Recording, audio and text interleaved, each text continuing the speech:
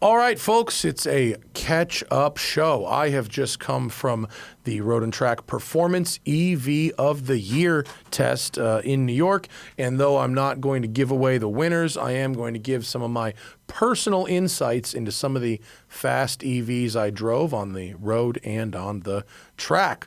Also, what?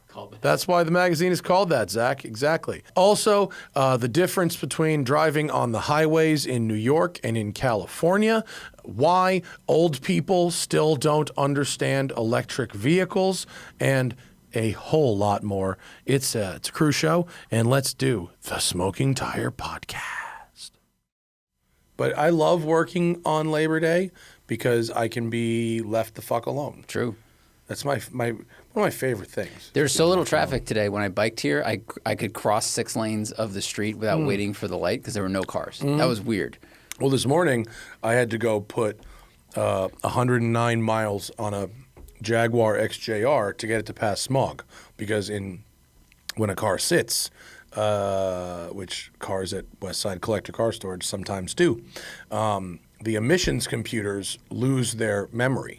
And so a car can be working perfectly, but the emissions needs to show when they connect it to the smog computer, like multiple drive cycles or multiple mileage. There's like check boxes that the computer has to check. And if the car sits, that memory goes away. I had to do this when I replaced all my O2 sensors. It needed new data. Yeah. So how far did you have to drive? I drove it for like a week, and I needed to get it smogged. Yeah. And someone told me, like, drive it for a week, highway, all that stuff, and then come back. The problem is that it has to be at highway speeds. Yeah. That's actually, in LA, that's like hard. And so, fortunately for me, fucking Labor Day, so I got up at 6 a.m. and got in this Jaguar, the big-ass Yeti of coffee, and I did 110 miles, before breakfast. The car looks so good. Oh, yeah, and it drives so really nice. It drives really nice, too. And because I did 100 miles in it before I left for my trip because it failed smog. So I did 100 miles. And while I was gone, the guys took it to smog. It fucking failed. And they said, you haven't driven it enough. So I had to go drive it another 110 miles. So I drove this car 220 miles to get it to pass smog. Where'd you go today? I went north on the 405, and then I took the 110 to Thousand Oaks, and then went down Encinal to PCH. I got breakfast at Vintage Grocers, their little breakfast buffet, and then I did that same route in reverse. Wow. Yeah, that's a long drive. That's 100 miles. That ain't nothing. I mean, that's a several hours of driving. Now it was pleasant. I was above 60 like almost the whole way. How is that car? Encinal is a sweeper thing. It's fine but suboptimal. And I was not mobbing the canyon by any means at all. It was just I was just cruising, but I wanted to get breakfast there, so I needed some kind of destination. Yeah. It's like I can't just do 3 straight hours of going nowhere. Right. So I went to get breakfast. Treadmill driving. If you just make a loop. Yeah, no. Well, that was what we did the first 100 miles. The first 100 miles, we went down the 405 to the 105 to the ocean and then back up and just around. And we did it like 10 times. Oh, God. Yeah. It was 100 miles. We did like a 9-mile loop. The neighborhood, or well, because there's not really traffic there, and we were doing it at like a regular time. Yeah. And so if you wanted to maintain sort of a near highway average speed in like the daytime, like where else are you going to do it? 9 miles. Yeah. Yeah. So you're running on a track, like indoor. Have you ever gone to those gyms, usually in like Minnesota? Colorado had one too, but like the indoor track? The running track indoor, but it's very short. Yeah. So there's not a lot of space. My high school gym had an elevated running track above the basketball court. It's so short. Yeah. I mean, it's probably like, I don't know, I guess it would be like maybe an 1/8 mile track, like half the size of like a regular running track, maybe even less. I think less, yeah. This one might have been more at my high school because there was the court and then there was like stands and it was over the stands, and so it was wider than the court. It was wider than it was wider than the court. So, but I don't know how long it was. I never ran. I don't know what. Hey, man, I don't know. You have PE that make you do that? We also had a field, and so I think if there was bad weather and you were on the cross country team, you might have run on that track. But if I ever had to run, it was outside. Oh, okay. But yeah. So anyway, I did a lot of lapping, but it passed. Nice. Fuck. It's just so, and like someone out there is like, why are you doing this yourself? Basically, you know, if a car's got to go somewhere nearby, such as to the smog station, then I could have one of the guys here at the shop do it. But God forbid something happens to a car and it's 80 miles away from the shop. You know, if I'm at Vintage Grocer and someone hits the car in the parking lot, I would just assume that be mine to deal with and not. Right. You know, I don't want one of my guys. I don't want to tell a customer that one of my guys is driving this car and it's 80 miles away. If it's me, it's like, well, look, here's what I had to do. And obviously they know what I'm doing. Right. But that kind of responsibility, I really would only want to do myself. I think that makes a lot of sense. Yeah. Yeah. For the company, for you, and you would end up having to deal with that. I mean, I'd have to deal anyway. it, but I wouldn't have to deal with it on behalf of an employee. That's what I'm saying. If an employee did it, you would have to deal with it anyway on behalf. So you might as well just cut out that extra friction and just you drive it, you know. And they trust you because the customers that know who you are. Yeah, nobody's questioning whether I am going to get into I'm not going to get into a fucking accident. But one might get into you. That's what I'm saying. And that's why we have Progressive. But if it's one of the guys who, again, clean driving records and all car enthusiasts, all good drivers, I personally trust them. But I would then have to sell that to a customer versus me, who has a perfect safety record. I actually have to do it again on Wednesday. With what car? With a 993 Porsche. Okay. It's actually an automatic. It's a old school automatic Tiptronic 993 Porsche. I did, and it's again the second go. I did 75 miles in it last weekend, and it didn't pass. And the guy said you have to go out and do more miles, so I have to go do another, whatever. So is the rule now, like, if you're going to do this, you just do 150? Like 100 doesn't seem like enough. So it's funny because each of the smog people, they tell you different shit. They tell you, the first time it failed, the guy goes, oh, you got to go put 75 miles on. Another guy said you got to do 90 miles. Another guy said you got to do 100. When I had my R129 SL, which had been parked in storage for a while before I bought it, the small guy said, you got to go do 200. And I was like, 200? But I did 200 and it passed. So I actually think it's probably 150 to 200 at highway speeds is really what you have to do. Wow. Yeah. We also, I feel like the difficulty of doing it twice, just the complexity of scheduling it again, going in, getting told no, it all that sucks. stuff. It's like, just do 150 off the bat. Yeah. And hopefully that works. But like, on behalf of a client, I got to go listen. This is a car, the reason it's not passing is because they haven't driven it, right? So already this is a car that's in storage that they're not making the time to drive, right? Now, whatever their reasoning is for it being in storage and not driving it, there's a variety of reasons. But like, we're already at a point where they're not making the time to drive it themselves, okay? And so when I say, look, here's what it needs to pass, you can come get the car and you can do it, and please do, because you're not enjoying this car and you're paying me to keep it, and it's a lovely car and you should drive it. Have fun. And this is what I said to the guy with the Jag. I said, even before, because we were smogging it to sell it, and so I said, go take it to Santa Barbara for a weekend. Enjoy it a little bit before, because it really had been sitting. I said, go do something nice in it before you get rid of it. And he said, no. Then it didn't pass. Well, now it's, okay, so look, you can come get it and you can do the miles, or you can pay me to do it, and here's what it costs. And they go, what? It costs that much? And I go, yeah, you need to pay the owner of the company to do nothing but drive your car for like 6 hours. Like, and we charge $125 an hour to do that. And like, it's actually not profitable. That's a pretty break even. Like, my time is worth more than that. Yeah, I agree. So I'm actually losing money to do this. But it's something I want to be able to do and something I don't want to have an employee do. And they're like, so it's going to cost me like $650 for you to do this? And I go, yeah. Or you can do it. For free. You can do it for free and enjoy your car in the process. Yeah. 8 times out of 10, they just go, just do it. And they don't do it themselves. And that's probably because their time is worth more than $125 an hour. Wow. Yeah. That's funny. That's a funny battle of hourly rate, Yeah, and then I also it also means then I have to take it to smog, which is another hour, and then I have to probably fill. If I'm doing 200 miles, I probably got to fill it with gas. So then they get this bill that's got. They're like, "Holy shit, this bill!" And I go, "This is what it took to do this. You could have done this. There's no expertise here. This is a convenience This fee.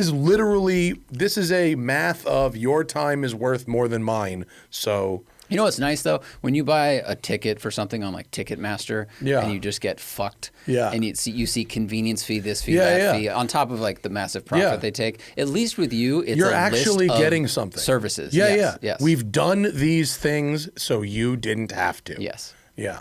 But it's surprising how many people are like shocked by the number, even though it's like you could have avoided this. None of this had to be done by me. You could have done it yourself. Mm-hmm. But here we are. Yeah. So last week I was in New York for Performance Electric Vehicle of the Year. This is where everybody turns off the podcast because nobody wants to hear about electric cars. But it was pretty amazing the difference in the quality of car, both from a dynamics and an enthusiastic perspective, from last year to this year. How much better the cars were overall. The evolution has been quick. Yeah. I mean, every single car that we had was like substantially better than whatever its equivalent was last year. So like, for instance, last year we had a Model S Plaid, which was heinous. And this year we had the Model 3 Performance, which I'm going to come back to in a minute. But long story short, excellent. And this is really funny because if you scroll down the comments on my Instagram, there's about 8 people that are like, I already know what you think about the Tesla because you hate everything Tesla and Tesla. Yeah. How about this? Y'all don't know me for fucking shit because that was a great car. You've said many of times, like you'll defend the car if it's worth defending. Yeah. Not necessarily the company. I have an or the incredibly balanced opinion on Tesla. Any of my positions are defensible. Totally defensible. I agree. The new Model 3 Performance is by far the best Tesla I've ever driven, by a lot. Best put together, nicest to drive, best dynamics. The seats were good. Pretty much everything about it was really good. I drove one on a track like 4 years ago, so we can talk about that. Yeah, I know that this is new and improved, but yeah, this is a much different car. It was still pretty good back then. Well, the Model 3 was like the best car they had before, and this is much better. The Sapphire, going from the Lucid Grand Touring to the Lucid Sapphire, obviously huge difference. Going from Taycan Turbo S to Taycan GT with hydraulic suspension, big difference. Last year we had the Kia EV6 GT, which I loved. Now we've got the Hyundai Ioniq 5N, same family of car, but a huge leap forward. We had last year we had the BMW i4. This one we had the new i5, which was a lot quicker than the old car. Last year we had the Mach-E GT, which pretty much everybody hated. Now we had the Mach-E Rally, which I loved. And in the back we have the Acura ZDX, which I'll just say didn't really fit in with the performance EVs, although it was fast in a straight line and would make a very nice daily driver. On the track, maybe not so much, but that sounds right. Looks good, though. But a very comfortable luxury SUV for sure. That's what they do comfort really well. Yeah, the seats were when good. When they dip into sporty, like the Type S's, we've been impressed with some aspects of them, but for the most part, it's just a really good vehicle. And like, oh yeah, it can go around the corners decently. Yeah.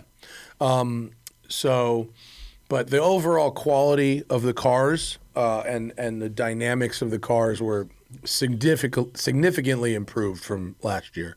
And what's really cool is that, for a minute, it was just all about how fast. How fast can it go? How fast can it go? How fast can it go? And yes, obviously with the Lucid and the Taycan, we're sort of in all right, fucking we can stop now, because maybe they're not going to, but they really should. Those two cars are just. It's so irresponsible to just sell those cars to people. I mean, it's so crazy. But at least with like the Mach-E Rally and the Tesla and the Ioniq, they're really trying to find ways to make them fun. The Ioniq obviously has the manual gear shift thing. The Rally has this sort of off-road loose surface, sort of inspired by rally car dynamics, and even the Tesla has this very lovely kind of low center of gravity, low cowl, and the Tesla did the best slides of any of them. It has a really good drift mode that's not like gimmicky in the way that like Focus RS drift modes where it's just about doing a circle. Right. At New York Safety Track, I did legitimate linked slides. I did a triple, which in a street car is really, really hard to do. Folks, we got to take a quick break for a new sponsor. New sponsor alert, everybody. Get ready to write down this discount code because you are going to love it. Support for today's show comes from GetMaineLobster.com. It is exactly what it sounds like. GetMaineLobster.com. You go to the website and you get Maine lobster. It's exactly what it sounds like. I love lobster. It used to be prison food. Everyone says that. And then all of a sudden, it became fancy schmancy stuff. And it almost makes me want to have been in prison in the 1800s. I'm guessing there were other downsides to prison. The lobster may have been an upside, but there were probably other bad things about prison in the 1800s. But lobster, yummy, and GetMaineLobster.com delivers the freshest lobster tails to your front door, wild caught off the coast of Maine, flash frozen at peak freshness to lock in that breathtaking flavor. GetMaineLobster.com has over 16,000 five-star ratings and is the #1 lobster delivery company in the USA, according to Good Housekeeping. I don't know how many lobster delivery companies there are in the U.S., but being the best is objectively good. You might as well just order from the best, and Get Maine Lobster is it. So whether you're planning a special date night, hosting a celebration, or craving a taste of Maine at home, a little Kenny Bunkport in the crib, George Bush is going to roll up on your front step and paint a lobster. He's in Texas now, but he's from Kenny Bunkport, Maine. Did you know that? I've been there. They have great lobster, and you can get that Maine lobster in your home. Elevate your next meal with GetMaineLobster.com and experience the taste that's trusted by thousands of seafood lovers across the country. They've got sustainability as well. They know that traceability and sustainability are important to preserving Maine lobsters. If you do that now, you get more Maine lobsters later, protecting that resource today, ensuring that future generations can enjoy this delicious flavor. Go to GetMaineLobster.com and use promo code TIRE to get 10% off all orders plus free shipping. That's GetMaineLobster.com, promo code TIRE for 10% off and free shipping. GetMaineLobster.com. Do it. We're also brought to you today by Thesis. Now, let's talk about procrastination. It's the thing that we do when we have a million things to do, but we end up watching YouTube videos like this one after YouTube video instead. Well, here's what I've found to kick procrastination to the curb. And listen, I am objectively a productive human.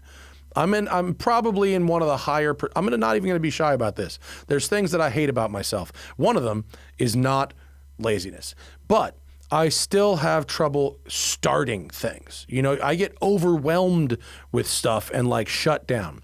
And so Thesis is a new thing. It's a brain-boosting supplement made with natural ingredients, proven in clinical studies to support faster reaction times, speed up mental activation, and help improve concentration. Thesis helps you get through your to-do list and remember where you parked your car in the short term, while also supporting your cognitive health in the long term. And for a limited time, our listeners can save $60 on their first subscription order with code TIRE at takethesis.com. That's $60 off your first order at takethesis.com with promo code TIRE. Here's how it works. You go to takethesis.com. and then you fill out a quick questionnaire.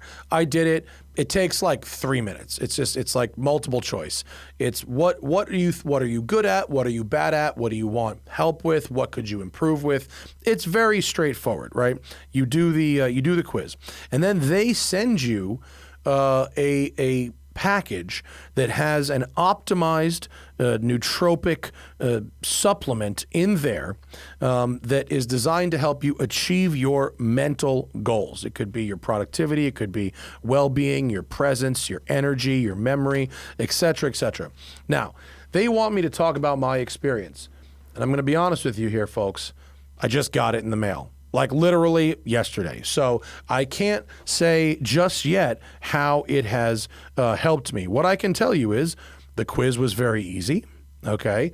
It gave me a customized setup, and it arrived on time, exactly what I thought. I've taken one. It was tasty. It wasn't like a gross medicine-y taste. It's like a little, what do you call it? Like a little energy shot, like a little bottle of liquid. Tasted pretty good, and I look forward to sharing the results with you, hopefully in a future Thesis ad. I don't want to like lie and say I feel wildly different because I've taken one. But when I get through the package, I will then update you on how I feel. I need better like long-term memory. Like I have trouble remembering people that I met a couple months ago and stuff like that. And I always get so busy, and at least once a week I have like, oh, I forgot to do that one thing. And so that's really what I want help with, plus stress and just general presence. So you can do it yourself too. Take the free 3-minute quiz to find out what your brain needs. Go over to takethesis.com. Use code TIRE to save $60 off your first subscription order when you sign up for Thesis. That's $60 off your first order at takethesis.com. Promo code TIRE. Maximize your mind with Thesis today. Now, back to the show. But the Tesla did it like really well. I don't know if it'll be a headline shot, but there's a couple bangers in there like big that'll be drifties. huge. It's full lock, big angle, big smoke, and the Tesla was exceptional at sliding. Really good steering ratio for sliding. I drove the old one for drive, and I remember turning all traction off and was very impressed with how it initiated and just slid. Mm-hmm. And this was when Tesla still had a PR department. Yeah. So the guy that was out there, I think his name was Ollie. But he was like, just wait until like a year from now, how it'll slide. And I was like, oh, are you going to have like a drift mode? And he wouldn't tell me. Yeah. And then, of course, they dissolved the PR department and that went away. But like, well, this was an actual press car. And there was no PR, but there was trackside support. So they sent this girl who was like one of the chassis engineers, and she was like 24. Cool. And so she was there to help set it up. What did they have to change? It was just pressure stuff? No, they weren't really. I mean, they didn't really set much up. Mm-hmm. What they brought an extra set of wheels and tires just in case. Same tires, nothing different. They like took off the little in the if you see the wheel there, it's got those like arrow slats in between. Yeah. On the track, you pop all those out, and you get better like brake cooling. And she was really just there to tell us like how to set it properly for like track use. There's like settings. Mm-hmm. But actually, I thought, it has a slider for handling balance. And it's not just power, but it's like regenerative braking balance too. And so I started with it. I was going to go out in the middle just to try it. And she goes, bump it 2 clicks to the rear. That's where I like it. And I go, okay. And I ran a couple of laps, and I was like, it's a little pushy. It only has like 235 fronts and 265 rears. And I was like, maybe it needs a little more front tire. And she goes, keep bumping it back. And so I think there's like 8 clicks to either side maybe. So then I bumped it to like 5 clicks rear, and all the understeer went away. Ooh. And I was like, oh, that's actually like pretty fucking cool. Like it turned in like much better. I was like, maybe it's not the tire. Maybe it's just this balance slider thing. And then it fucking, for drift mode, it's just whack it all the way to the rear. But I wonder if their controls are able to almost mimic like an e-diff. With the motor in the back, and that way it can like drag the inside left tire and then overspin the outside rear, and that helps you turn in. Yeah, and the Model 3 was also the smallest, lowest car with the lowest belt line, and it has this really nice greenhouse. And even though it's like obvious cost cutting to not have like a gauge pod behind the steering wheel, I actually found, because I have like little T-Rex arms. I have like long legs, or like medium legs, long torso, short arms, right? So I like sit pretty far back, and then I sit pretty straight up, but then I have to have the wheel like here. And the way it wherever I put the wheel in most cars, it blocks part of the gate. So to be able to put it wherever your hands are without having to think about the gauge is actually quite nice. And so I really could get a very comfortable driving position. And so it was super, super nice on the street, a little firm, but nice. And the seats are really good. The driving position is really good. I'd love to do a 5 or 6 hour road trip in one. It was a very comfortable place to be. The seats were really good, because the seats did not used to be good. They were not good. Yeah. These new seats are very good. Nice. And it was really comfy and nice. And then on the track, it's got a really low center of gravity, and it just feels small. Like all the other cars, even the Ioniq, they all felt big. And some of them were fucking super fast, but they all just felt big. Whereas this felt like the same way like a Boxster doesn't have any like extra volume. If you drive a Boxster and then a Mustang, it feels like the Mustang has all this volume. Oh, like definitely. you shoved an air pump in there and went, and blew it up. Yeah. The Tesla felt like there wasn't extra volume. And it felt so compact. It made the track feel bigger and roomier. And it has a very good greenhouse, I think, where a lot of cars, the belt line's really high, like the Mustang. Yeah. The Mustang is turning into, it feels like it's turning into the Camaro eventually. Right. High belt line, low, high cowl, visibility is not great. Yeah. So... No, this was, and it really makes you, especially driving all the cars back to back, even on a track, even if you're by yourself on the track, which I was, I really appreciated this very low belt line, because it helped me place the car. That's what's great. So nice. The first time I drove a McLaren, the MP4, I was like, whoa, I can see my feet basically sticking out onto the road. Like, same mid-engine shit. car, so this is similar. Exactly the same. Yeah, exactly the same. So...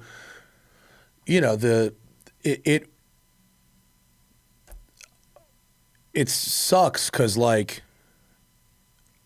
there's a lot of nice things about it, but like Tesla can't help themselves but be scammy, because we were trying to figure out how much this car cost, because they didn't give us a sticker or anything, and so we went on the website and built it, and we got to the end and they're like, okay, $56,000, but then we scrolled a little further and it says includes projected $5,000 fuel savings.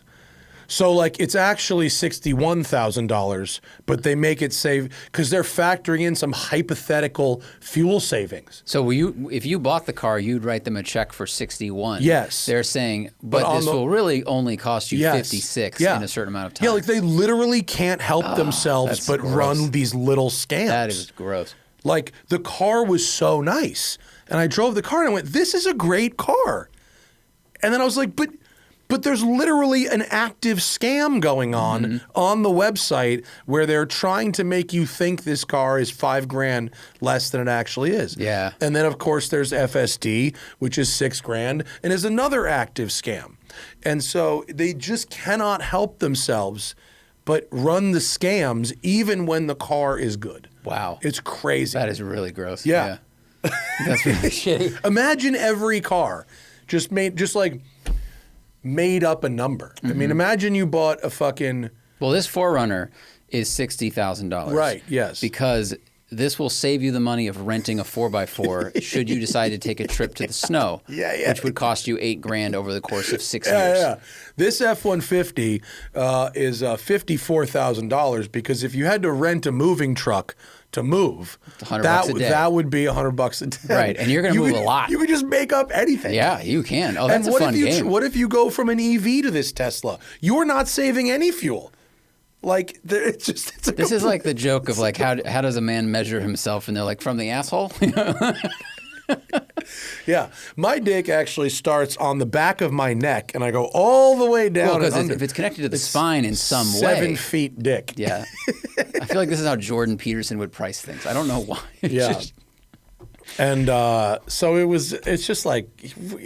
Yeah. You know, and that's why people are like, oh, you're a hater. It's like, no, I'm just pointing out that there is an obvious scam on their website. Driving the car is a good experience, it sounds like. Really Buying nice. it is a asterisk experience. I mean, yeah. And, you know, and hanging out with the CEO is a bad experience. Oh, That's kind for of how it sure. works. Yeah, the Tesla girl who was very nice did not like when I was talking about fascism and things. She was very quiet during that part. I also, after I got out of the car, I said, I cannot believe the same company that made this thing made that thing, and pointed at their Cybertruck service vehicle, and she was like silent. Yeah. Well, I mean, she has she to be knows. silent. She works there. Yeah, she knows. Yeah. She is aware. Mm-hmm. But it was actually a very judged as a car in a group of other cars.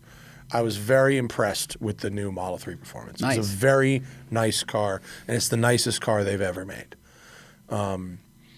So that was cool. How much more was the Taycan Turbo GT than whatever you guys had last year for Taycan? Do you We recall? had a Turbo S. Okay. So how much more did it cost? Yeah, how much more did it cost? Because I'm wondering, The like, Turbo S last year was like $180, and the Turbo GT is $242 or something. Okay, that supports my question, because I was curious. Like, this evolution is very impressive, but also some of the cars you mentioned are not just like a higher trim level. It's the same model, but it's like the Lucid is so much more in terms of performance, motors, everything. And then the Taycan GT has this magic suspension the other car didn't have. So it's like, it seems like the control of the motors is evolving quickly, which is awesome. And they're able to dial in these little like enthusiast nuggets like they do with Ioniq 5N. But then there's these other technological advancements like the suspension, which could almost exist separately. Yeah, hydraulic suspension is right, and it does exist separately. You can get the hydraulic suspension on all Taycans. So like, I wouldn't. The GT is unbelievable. It's fucking crazy, but I wouldn't buy that. For almost all situations outside of a racetrack, there's virtually no difference between a GT and a Taycan 4 with hydraulic suspension. Right. The same. Yeah. I mean, literally the same. If I told you the speed that I almost got pulled over at in the Taycan GT, you wouldn't believe me. On the racetrack, of course. Guys, got to take one more quick break because winning season is here and it's your time to shine. It's my bookie, baby, and the weekly risk-free boosts, classic, super, and survivor contest, and cashing in has never been easier. Whether you're a seasoned pro or a first-time bettor, there's something for everyone to win big this season. Just hit the link in the show notes or visit MyBookie to sign up for free, and you are ready to start winning, baby. Football is back, and MyBookie's here to make sure you're ready to cash in on the action, because MyBookie is pulling out all the stops with incredible promotions like weekly risk-free boosts on Thursdays where you can bet without a sweat. If your bet hits, you win big, and if it doesn't, forget it. MyBookie will refund your wager. You hear that, folks? Risk-free boosts on Thursdays. But that's just the beginning. MyBookie is giving away hundreds of thousands in prizes with their Super Survivor and Squares contest. Get your entries in now for your shot at huge cash rewards. So when you're ready to get started, use promo code TIRE to claim a bonus that doubles your money up to $2,000. That's a 100% bonus on your very first deposit. You heard that right. Double your money with promo code TIRE before you even place a bet. And now loyalty pays off with MyBookie Plus. The more you play, the more you win. It's simple. Climb through tiers of the loyalty rewards program to unlock even more epic promotions, exclusive giveaways, and bigger rewards. MyBookie Plus is the lock of the century. Bet on anything, anywhere, anytime, and make your season a winning season at MyBookie and use code TIRE to double your money up to $2,000 on your very first deposit. Do it! Also brought to you today by Factor. We love Factor, and I will tell you why I love Factor. It's because even though I'm a little bit overweight, you know how I got that way, or let's just say one of the ways, is by forgetting to eat. And you know what? You're probably going, well, that doesn't make sense. If you ate less, you wouldn't be so fat. But the truth is, if you don't eat before you're hungry, or right as you're getting hungry, you end up going a little crazy, getting too hungry, and making bad decisions. That could be eating unhealthy food. It could be overeating. It could be eating whatever's around. It's just not good for you. But Factor is great. Why? Because their no prep, no mess meals are always going to be in your fridge. Thanks to the menu of chef-crafted meals with calorie smart, protein plus, keto options, and more, Factor's fresh, never frozen meals are dietitian approved and ready to eat in just 2 minutes. So no matter how busy you are, you always have time to enjoy nutritious, great tasting meals right at that point when you're starting to get hungry. Right? They've got 35 different meals and more than 60 add-ons to choose from every week, so you're always going to have new flavors to explore. You can crush your wellness goals, and you can make your whole day delicious. Breakfast to dessert, stay fueled with easy, nutritious options. There's restaurant-quality meals featuring premium ingredients like filet mignon, shrimp, and blackened salmon. And, of course, your shopping time, your cooking time, your prep time, and your cleanup are all kept to a minimum. So if you're busy, you can get back to your life. Head over to factormeals.com/tire50 and use code tire50 to get 50% off your first box plus 20% off your next month. That's code tire50 at factormeals.com/tire50 to get 50% off your first box and 20% off your next month while your subscription is active. And now, back to the program. No, alleged. If I told you the alleged speed that I hit. You will later. I will later. It was felonious. Did you go past a police officer that was going the other way or something? Yes. Oh. And you saw the eyebrows on his car raised. And listen, he did the math on, can a Tahoe catch up to this person? And the answer was no. Wow. A fucking hard no. It was not great. But not proud the thing of with these cars we've talked about, like, the speed comes on quickly, yes, but also because it's relatively quiet, it doesn't feel, it feels polite, it doesn't feel dangerous, speed. It doesn't feel abusive to the car. Yeah. It honestly, it feels made up. Yeah. It doesn't feel like real life. Yeah. Yes, people I know it is real life in physics or physics, but like when you're watching 20, 30, 40, 50, 60 go by that quickly in such silence, you go, this isn't illegal, right? But also, it only really made a difference in the Lucid and the Taycan. Because the speed on the front straights of the track was so high, I noted it, that the speedometers were quite a bit optimistic compared to the V-Box. Okay. Like, interesting. Yeah, like in one of the cars, I don't want to give up which one was faster, but in one of the cars, I saw like 152, and it was really 144. And in the other one, I saw 147, and it was really 141. Okay. On the front straight, which, by the way, at that track is staggeringly fast. The New York Safety Track was a lovely place run by lovely people, but it's pretty small. It's pretty tight. The straightaway is uphill, and it's an uphill straight, and I was legitimately nervous to drive both the Taycan and the Lucid there because they're frankly too fast for the track. There is a section That actually looks like a rendering of the track, but you can. But it is the layout. And fucking cool spot though. I mean, I'll tell you this: it's a real cool spot, and it's a great spot to test because almost every single corner has elevation in it. Ooh. There's multiple 0G sections. There's a section called Wheelie Hill that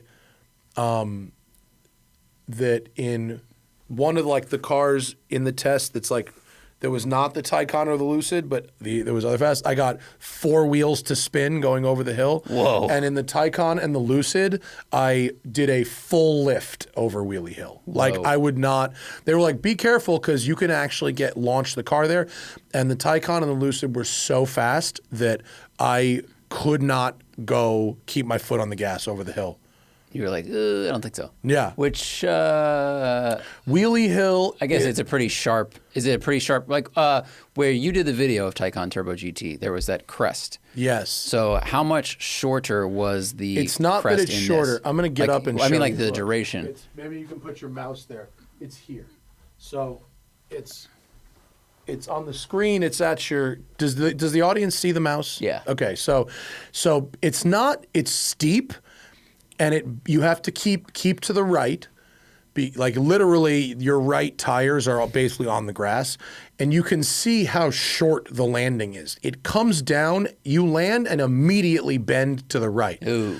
And if you fuck up, if you don't have straight wheels going over it, you spin off to the right and hit a tree on the right. That's not good. So it's not so much the takeoff, it's that you have if you take off too fast, you run out of landing. Right. And that was the problem in the Taycan and the Lucid. Because Lime Rock has that crest, but the landing is straight. Landing is straight, and you're flat. You just need to have straight wheel. Yeah. If you go over the thing straight wheel, you're fine. This is straight wheel, but as soon as you come back down, hard brake. And so the further you fly, that's worse. The less brake. A lot worse. Yeah. Okay. And then I did a couple laps for funsies the other direction. The other direction, which is the normal direction in this shot would be counterclockwise.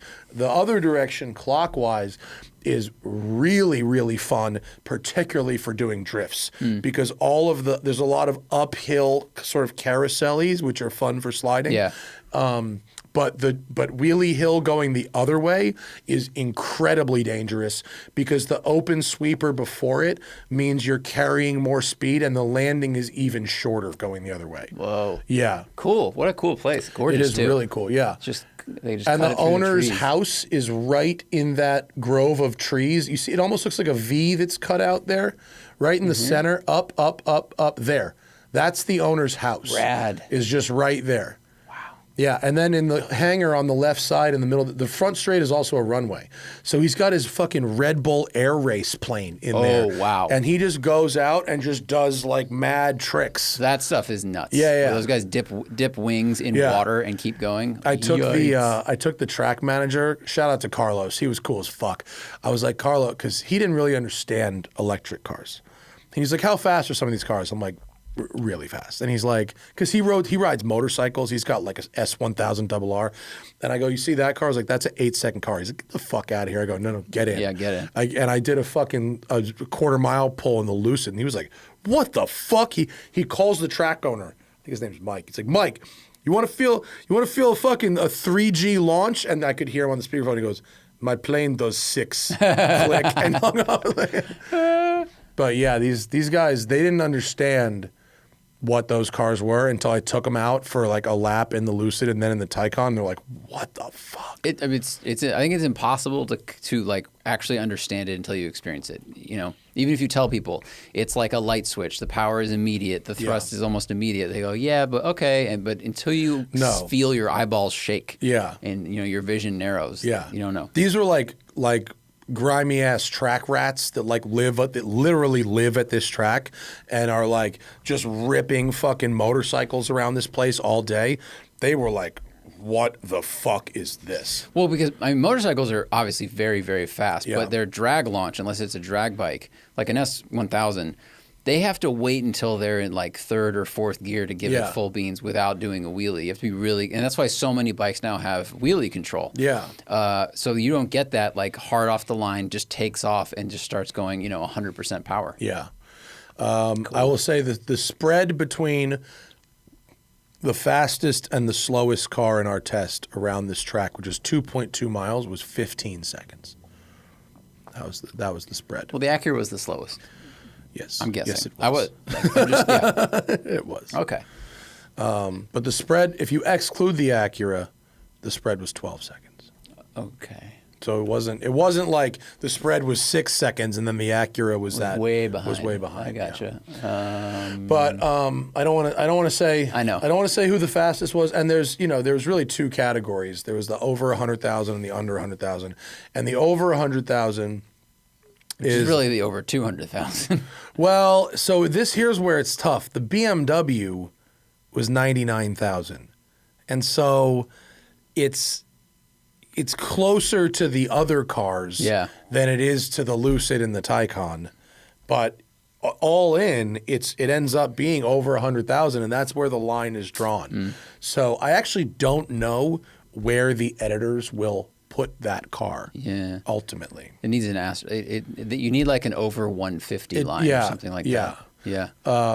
But it was the showdown was really the Lucid versus the Taycan, and I had the honor and the pressure of making those cars go as fast as I could make them go. And I will be the first to admit that I am not capable of making either of those cars go as fast as they could go. Sure, yeah. Jörg Bergmeister will beat me in a fucking Taycan Turbo GT. Well, because that Taycan has twice as much horsepower as his race car, at least.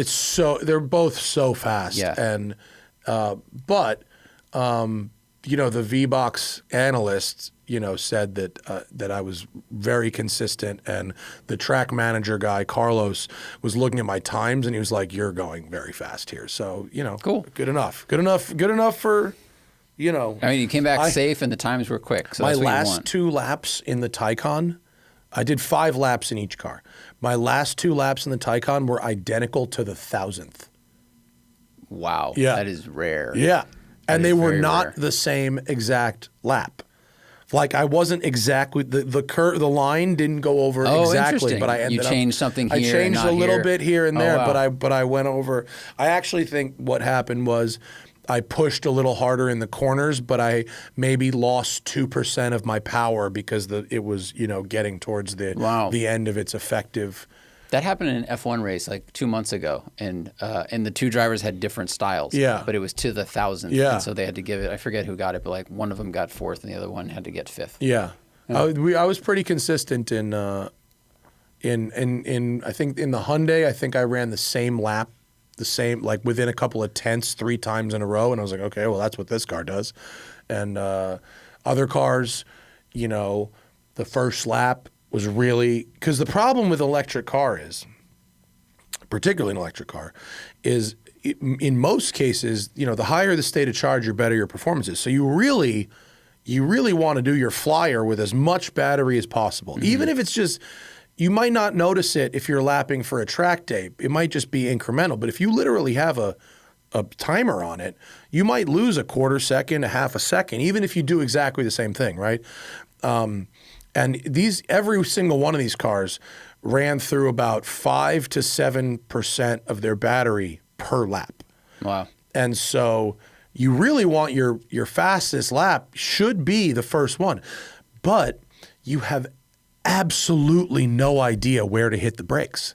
Oh yeah, there's a learning curve. Yeah, for sure. I mean there is with any car, right? And so especially with the fucking Lucid and the Taycan, I couldn't just go out there and instantly run a flyer because I had no idea where to fucking hit the brakes. And so what I tried to do was run a warm up lap to get some heat in the tires, but then get up to full speed right before the front straight, run the front straight, hit the brakes where I thought I should hit the brakes, which usually ended up being a little early on the first one, and then cruise, and then coast again. and sort of throw that lap away just so I Right. could learn where to hit the brakes to do the flyer rather than running that whole lap and burning that energy. So Smart. there was like Yeah. a math problem there. Because that's your most, I guess, consequential braking zone, biggest Yeah, speed. 'cause You need it's to get gonna that be- right, and you can get rid of, you can lose a lot of time if you brake too early. Right. But you really got to get it right. Right. Yeah. And there's only markers for 1, 2, 3, 4. But both the Lucid and the Taycan, I had to brake at what would be like the 6. Really? Yeah, I was going 'Cause of the weight. 140 Well, I miles an know- hour. It's a and the and weight, it's yeah. a 30 mile an hour off camber Oh, yeah. left-hand corner at the end of that straightaway. And there's literal like oak trees. I know, Like- but that's so amazing that like we've driven cars on tracks before where you see 1, 2, 3, 4, maybe we brake at like the 3.5 Yeah. or something like that, and it's amazing that these cars that have good tires, huge brakes, blah blah blah, but this goes to the weight.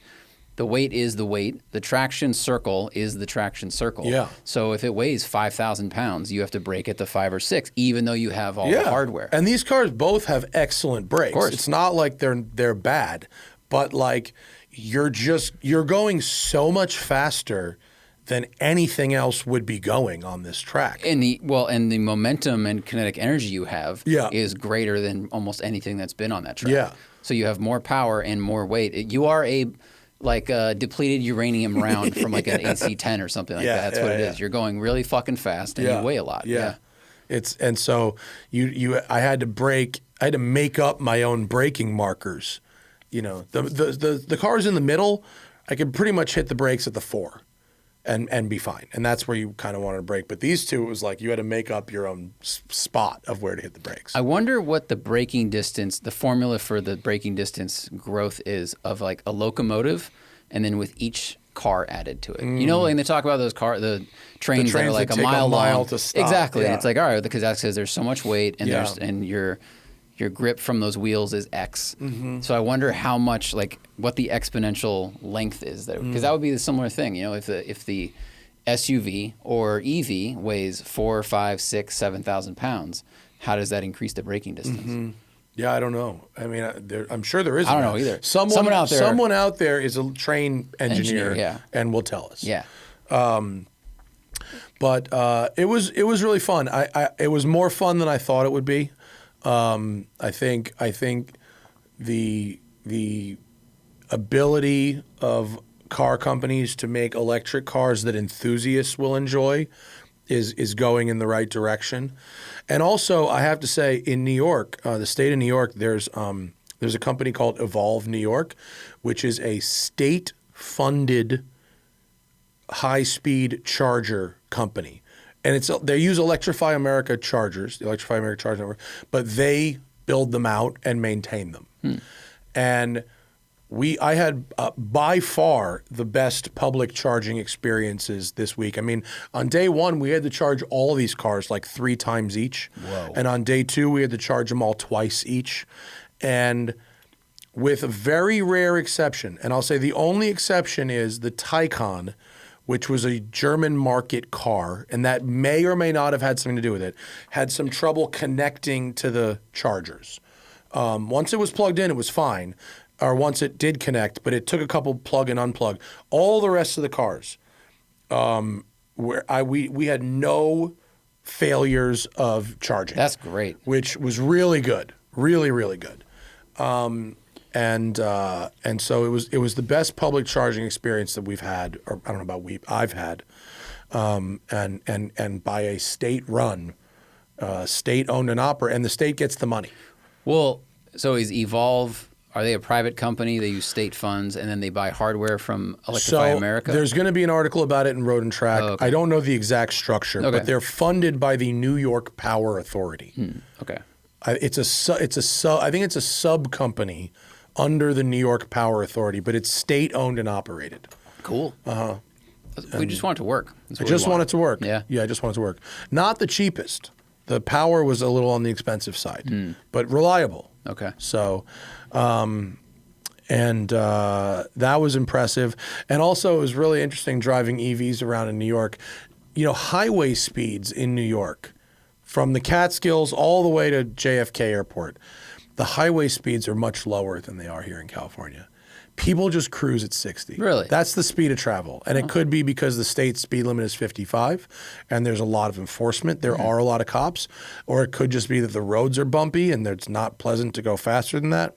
But when you're pretty much forced to go 60 to 65, EVs are very efficient. You know what I mean? The Ioniq 5N, which I was using to get around before and after the gig, that's like a 240 mile estimated range, but I was getting like 260 in New York because the speeds were always pretty much under 70 miles an hour, which is just sort of an interesting thing about driving around New York. It's like the roads are good, the scenery's pretty, like the Catskills is just great, but the speeds in general are lower. Yeah, here there's not a lot of CHP, California Highway Patrol. There's not a lot of speed enforcement, I would say, in the city limits on the highway. A lot of it is because there's not a lot of safe places for police officers to park. Yeah. And they're also just busy dealing with like accidents and broken down cars and things. But I feel like the collective attitude in California is if there's no traffic,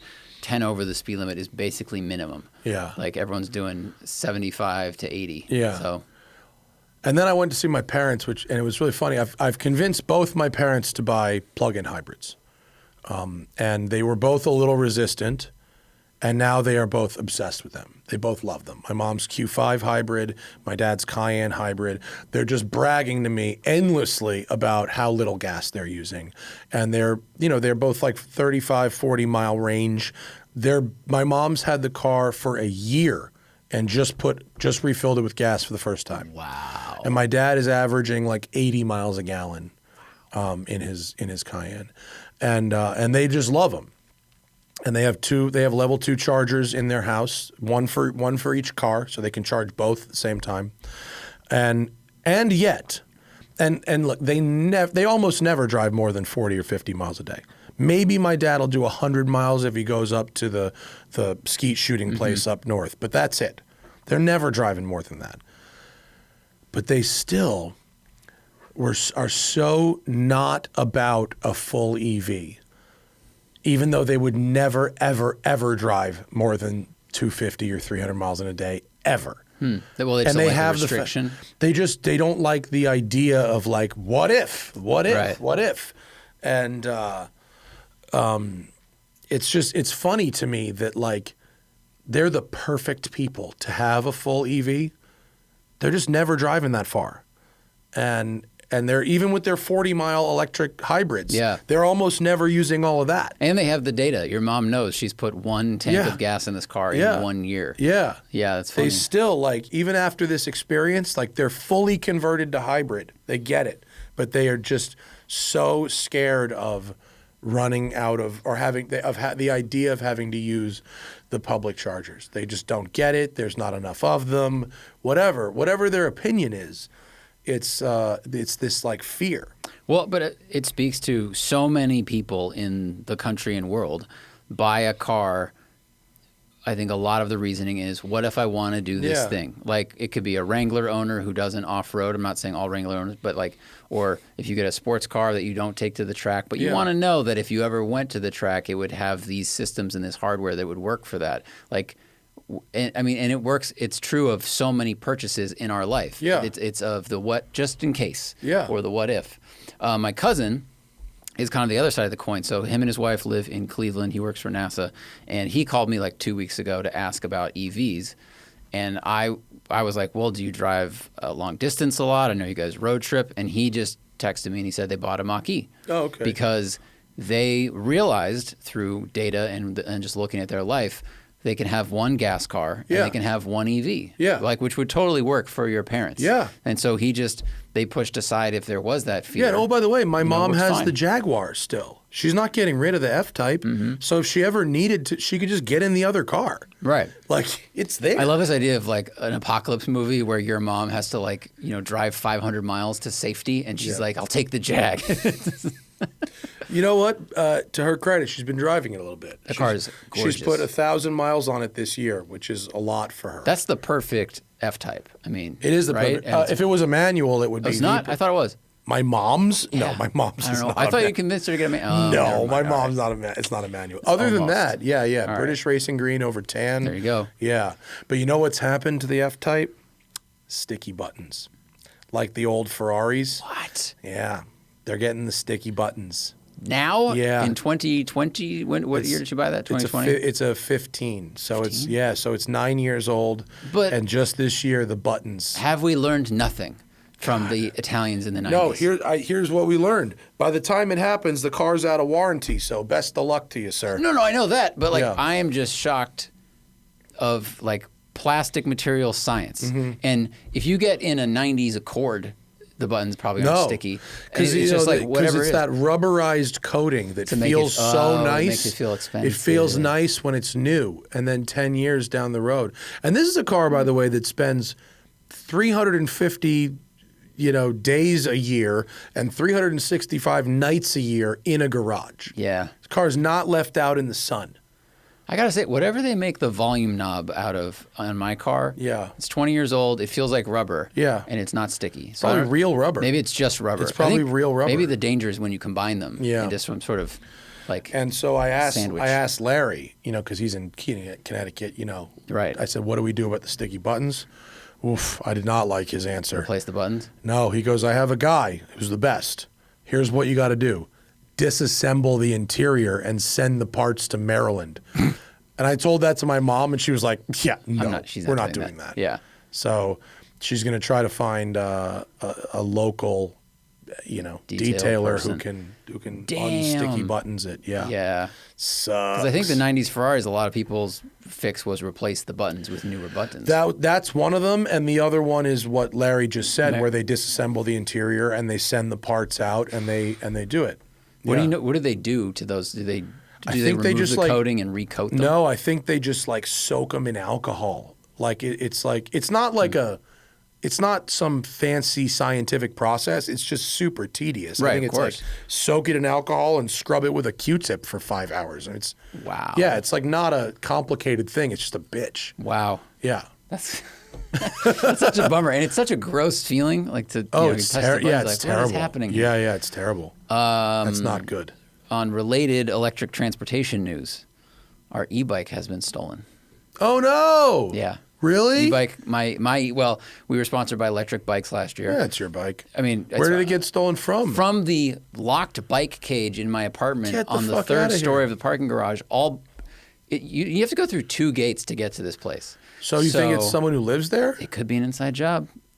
It could be. Or you think it's like an Uber Eats delivery person? No, they don't.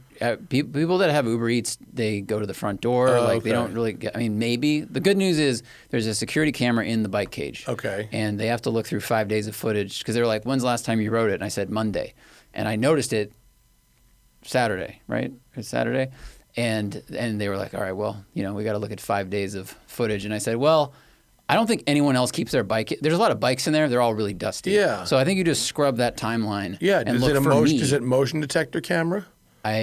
Sometimes I don't you know. can fast forward for motion. It shouldn't be that hard because I don't think that many people go in and out of there. Yeah.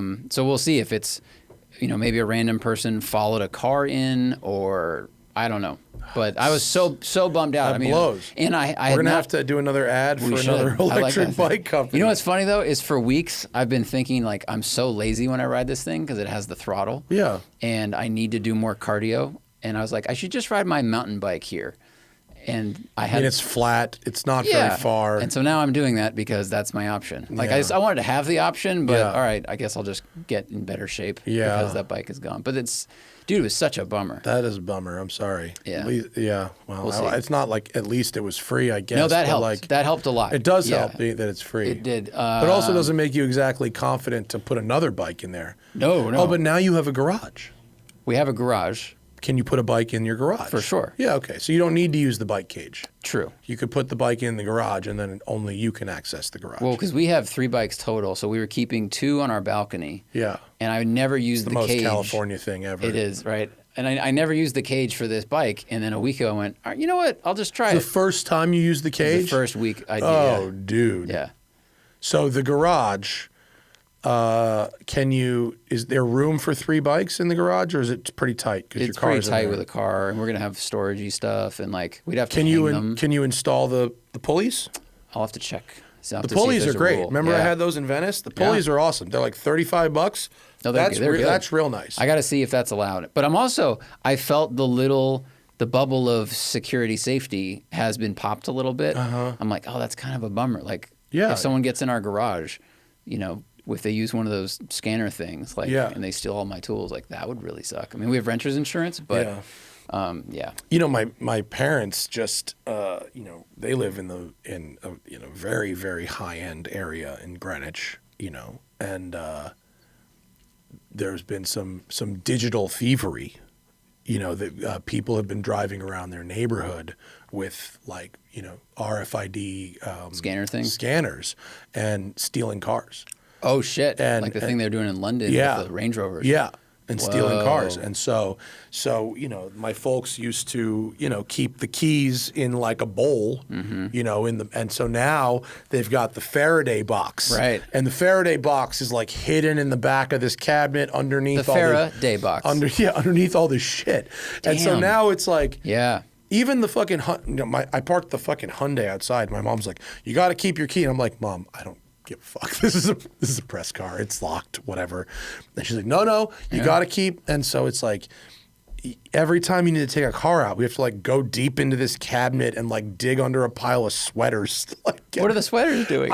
Just hiding the Faraday box. Can you just bolt the Faraday? Well, they don't want to do that for eyesore stuff. I don't know, but you probably don't have to hide the Faraday box under the sweaters. Yeah. I don't think the scanner can tell that there's sweaters. This is like hiding porn as a teenager. Like it's under the mattress. Well, and they're not. It's not that they're breaking into the houses and stealing the physical keys. So you don't need to hide the key. Yeah. It's about the signal. Right. So like, who cares if they're under sweaters? It's wild. Have you seen the videos of how they do it? I watched one, night vision camera, and this guy gets out of a car and he's got what looks like a big loop of wire. Like he's going to make a big bubble, and ask for change at like a mall. Yeah. And he just walks around the car and near the front door, and then all of a sudden you just see his body language shift, like, oh, he's got it, and then he walks over, car opens, and it's just done. Yeah, it's fast. Yeah.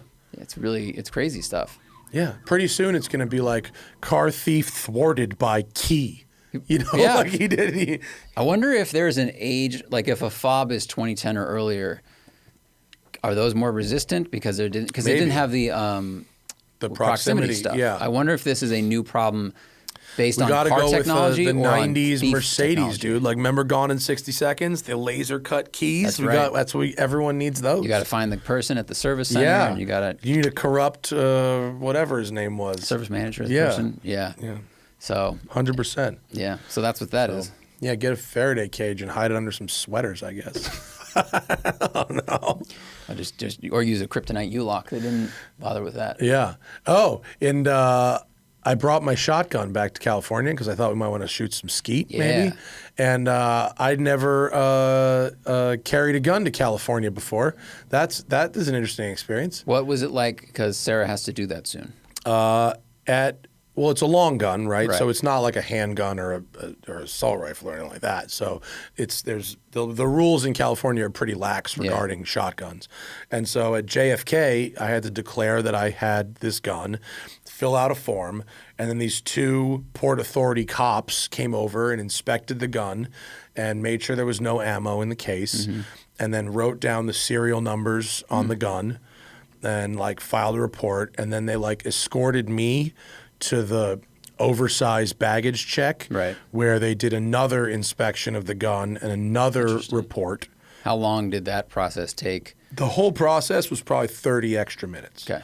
And then they put like 2 like industrial strength zip ties around the case to make sure the case wasn't open. Did you have a lock also? I also had a lock. Wow, okay. So I opened it, and then I said, may I lock it? Yeah. I put it away, I locked it, and then they put zip ties around it also. Yeah. Like the handcuffy ones. Yeah, we have those for, Tangent used those for camera cases. Yeah. After cameras went missing. Yeah. Yeah. And then I got a special like claim check that was like not the same as the regular luggage claim check. And then I had to go down to baggage services and get it. They don't just spit that out on the They conveyor do belt. not. That's good. No, That's they good. do not spit it That's out of the good. conveyor belt. Yeah.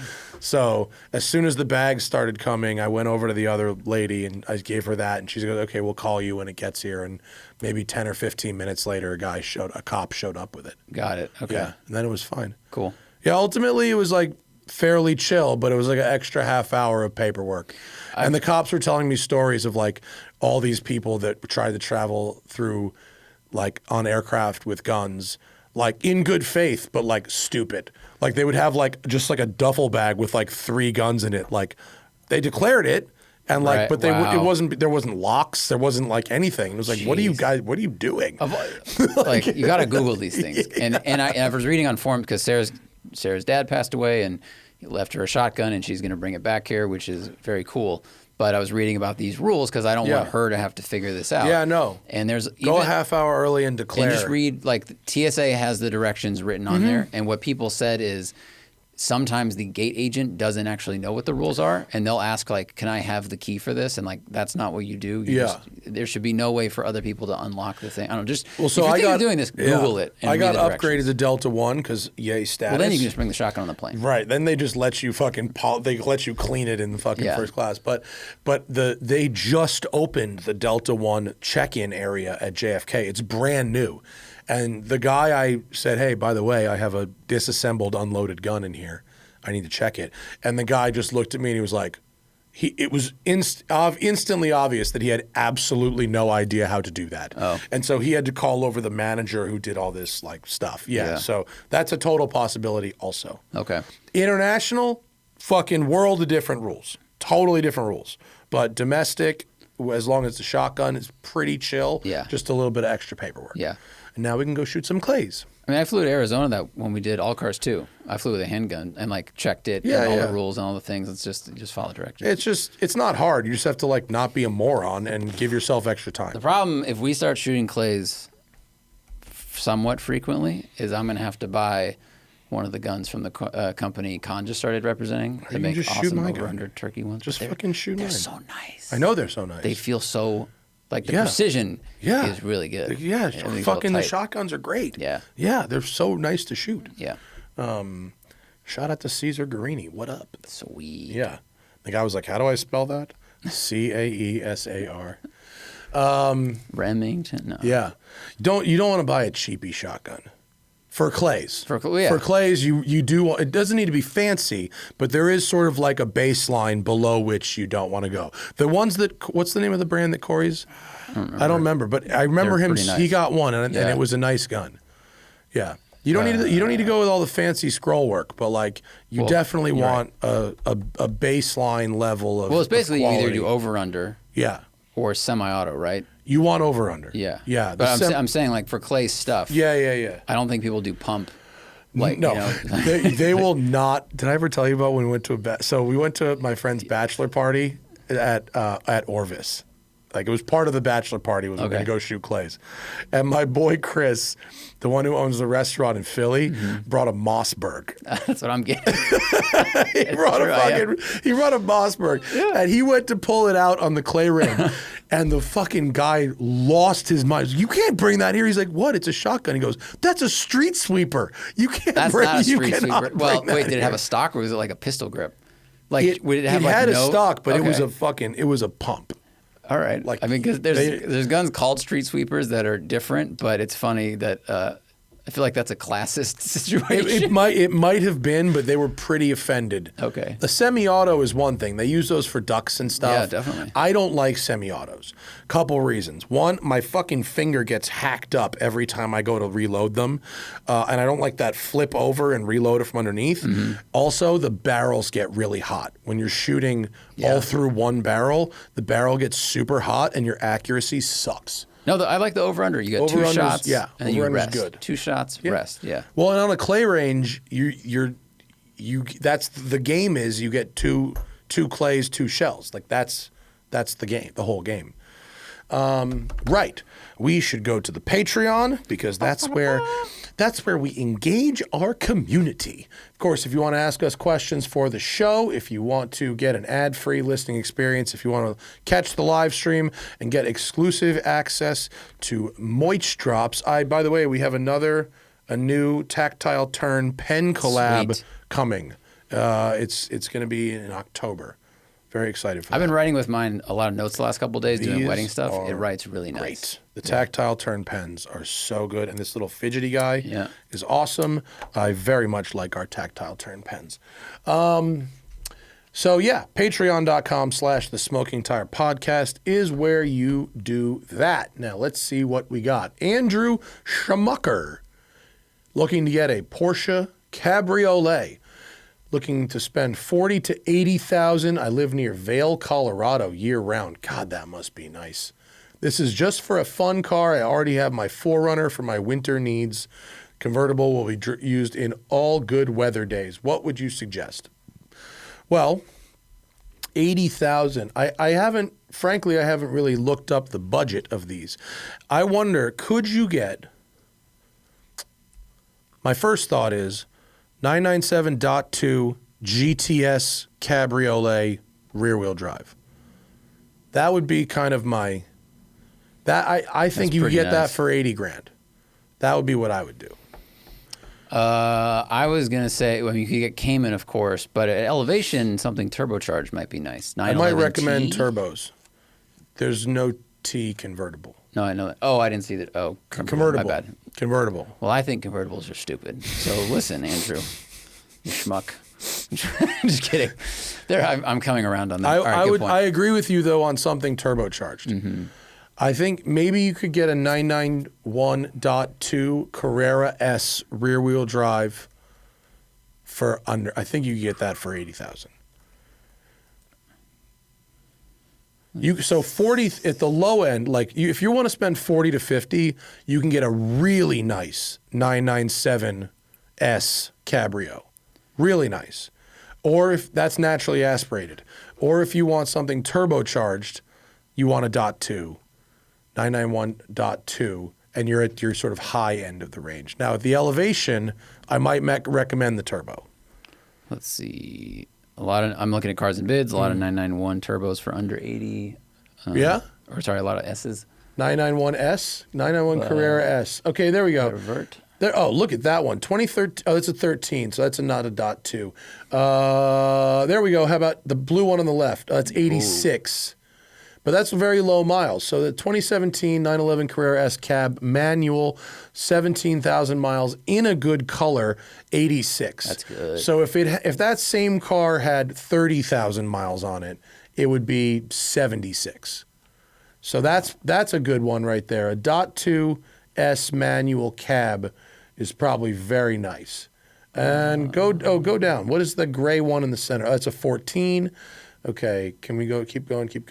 Left. Here's the left. That's 94. Okay, so the tech art. So the .2s are right on your high end there. Yeah. Granted, this is cars and bids. There might be more out there. And we just sold a 992 Carrera cab base for $100.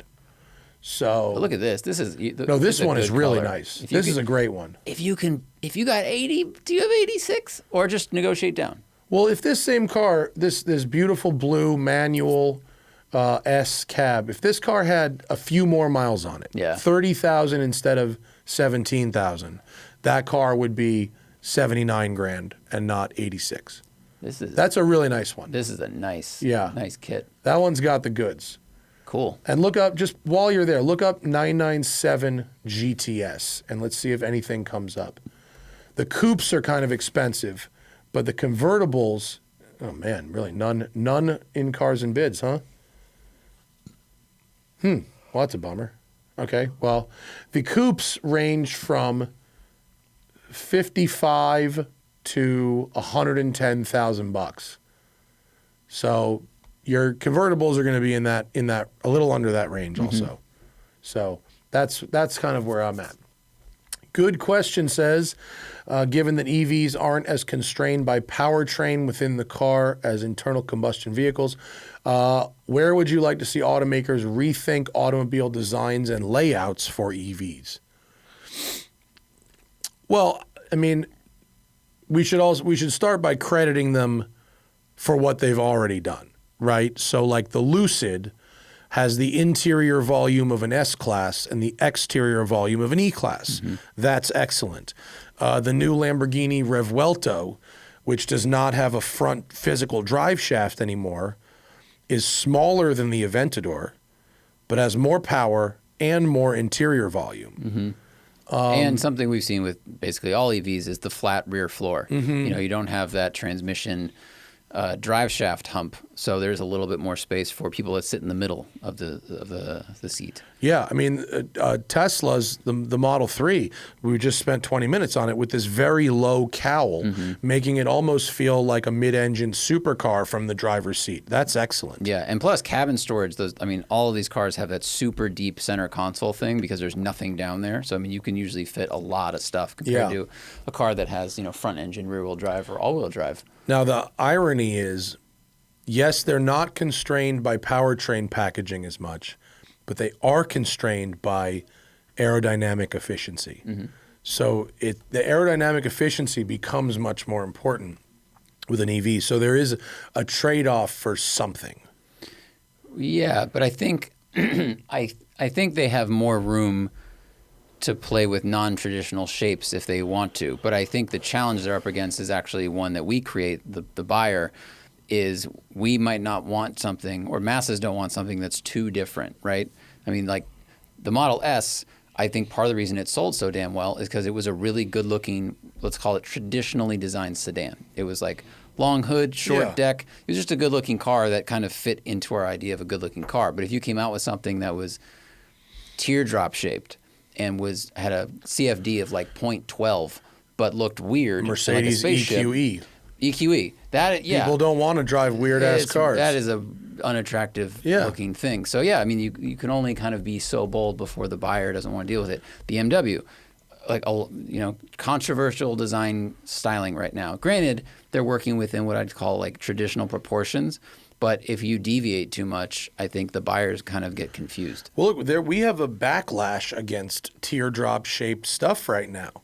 People are going for boxy. Mm-hmm. Broncos, G-Wagons, even the new Hyundai Santa Fe and the Kia EV9, the new Land Cruiser, the new Lexus GX. Like, these are all like super boxy designs. Like, mm-hmm. people kind of want that right now because all the cars started to sort of look like eggs. Right. And so, it's tough to make a boxy car that's aerodynamic, but in an EV, you kind of have to. Otherwise, you're going to have a lot of battery and a lot of motor that turns into not good efficiency. Yeah, but I think it's cool that the technology allows for them to be a little bit more creative and make space where there wasn't space before.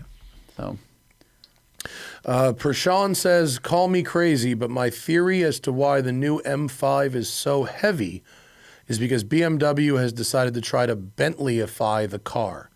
Make the ultimate driving executive luxury car instead of the largest possible sports sedan. I haven't seen the M5 in person yet. There was one at Pebble, but I wasn't there. I've only seen these pictures. I certainly haven't driven it. So I couldn't tell you what BMW is trying to do. I don't really know. I mean, I do know that they've pretty much abandoned it being a pure enthusiast car. Yeah, for sure.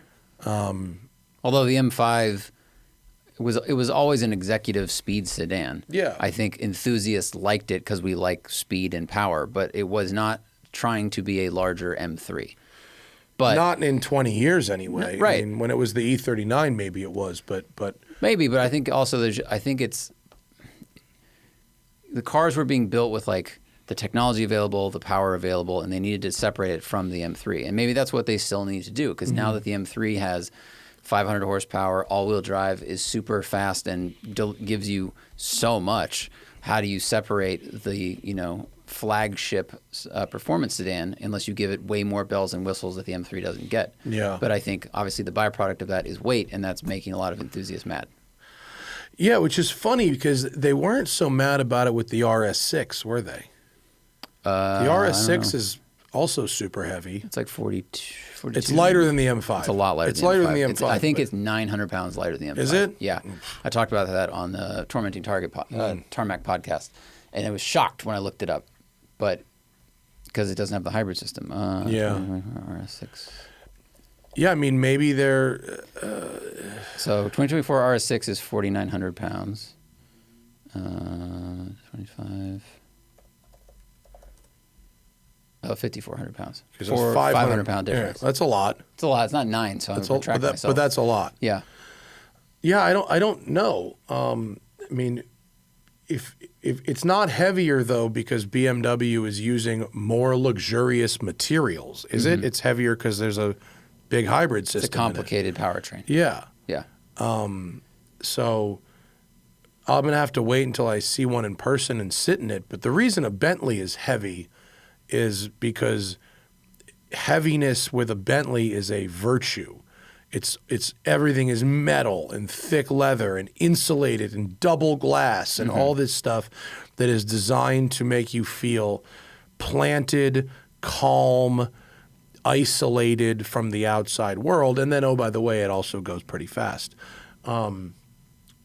I don't. If that is what BMW is trying to do, I don't necessarily think they will be successful because none of their other cars have pointed to that. I agree. I don't think they're trying to do that. What I think you hit on is that there's always a consequence for trying to cater to something. So Bentley uses these high-grade materials, double layers of whatever, because their goal is to make it the most comfortable experience on the road, and it's one of the best.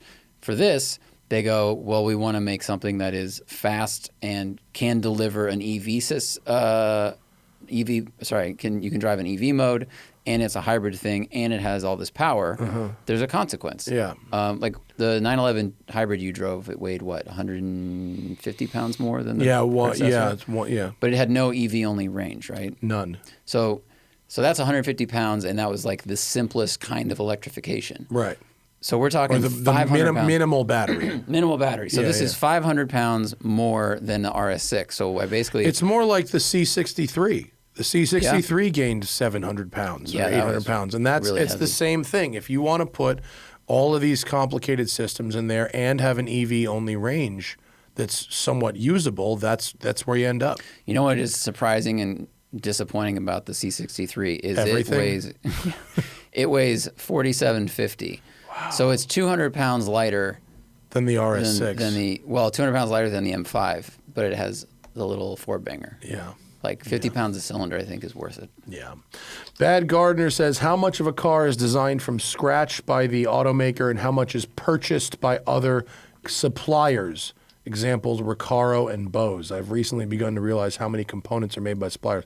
But, like, a lot of components are made by suppliers. Even components, like, within stuff made by the OE. Like, if Audi makes their engine, right, the 6-cylinder twin-turbo engine, it probably uses Bosch injectors and Bosch motor controllers and a Bosch fuel pump. And Recaro might make their seats and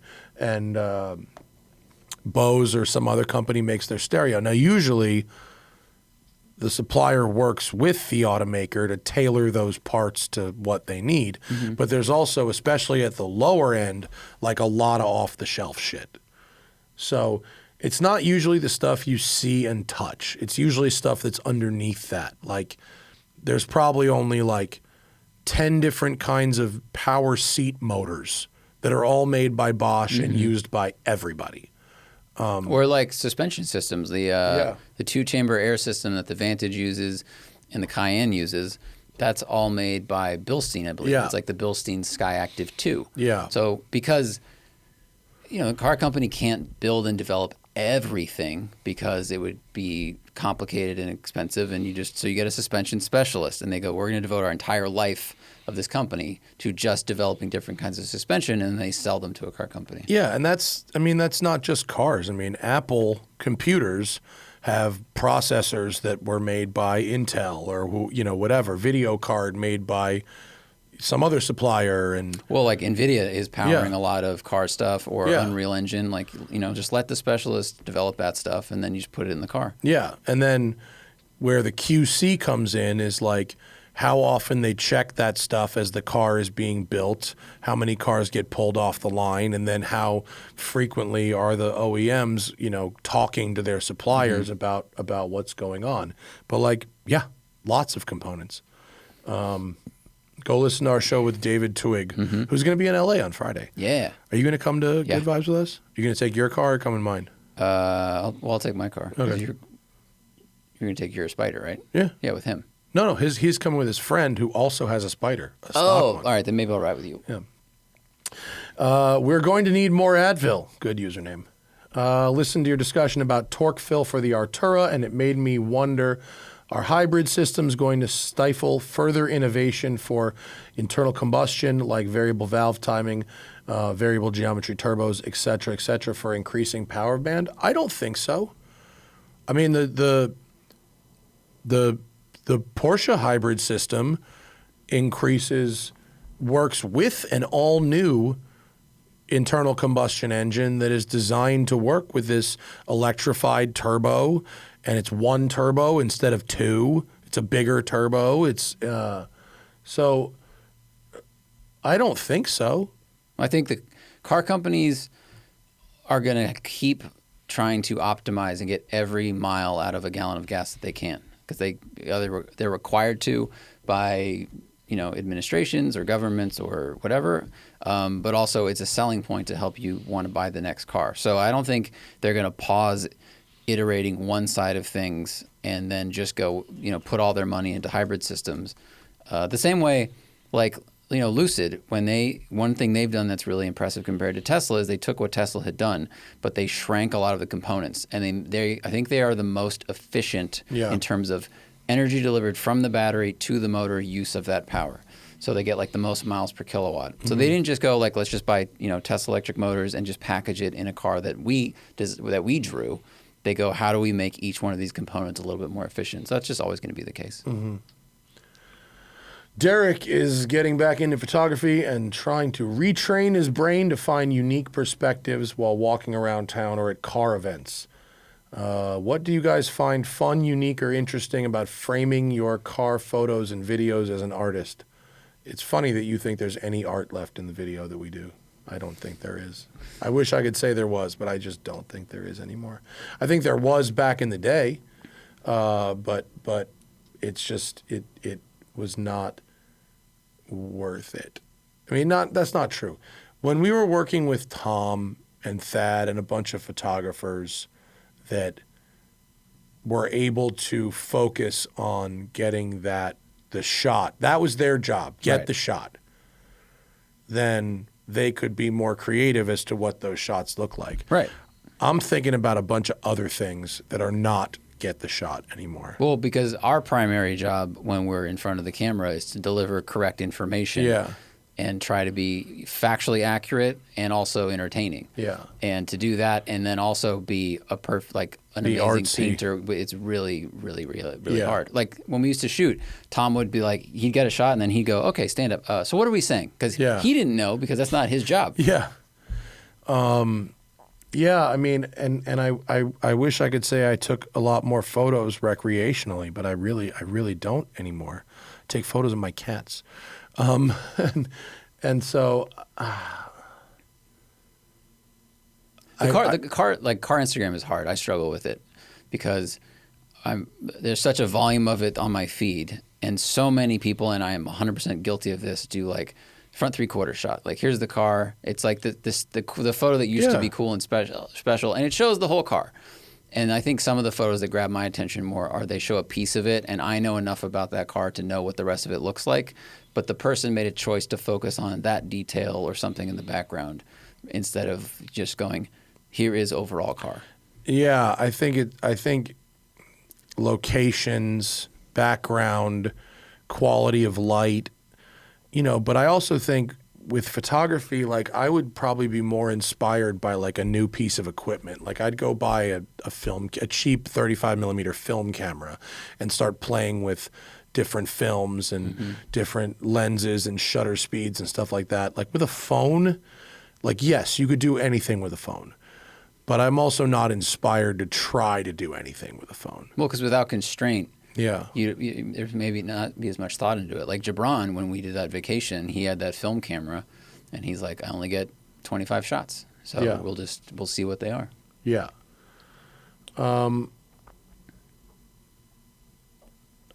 Murray just says he doesn't like electric car road trips. And he says a lot more words than that, but that's what it boils down to.